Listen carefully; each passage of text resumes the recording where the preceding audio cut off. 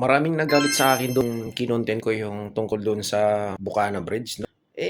Alam niyo mga kababayan, hindi niyo alam yung status ng Bukana Bridge na yun, huwag na kayong mag-comment. Galit na galit yung mga lintik na mga BBM loyalista na ito, mga BBM supporters na ito.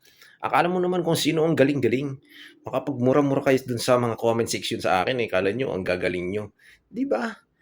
Oh, mga tanga kasi kayo yung tanga, hindi niyo alam. Alamin niyo yung history. Hindi ko naman sinasabi na kung kanino yung, project, kay Duterte ba 'yan o kay Bongbong Marcos. Ang importante natapos. Alam niyo ang totoo niyan mga kababayan, yung Bukana Bridge na 'yan, walang ambag ang Pilipinas diyan. 'Yan ay provided ng China.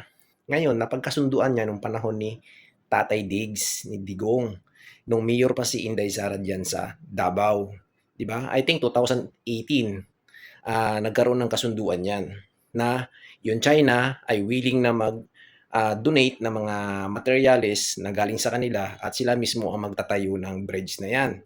So ngayon naaprubahan nga 'yan mga kababayan. Kaya itong lintik na mga BBM loyalista nito akala mo ang tatalino, akala niyo ang gagaling, 'di ba? Ang importante diyan mga kababayan, nagawa yung tulay natapos nga lang kine ng presidente niyo, kung 'di ba naman kayo tanga.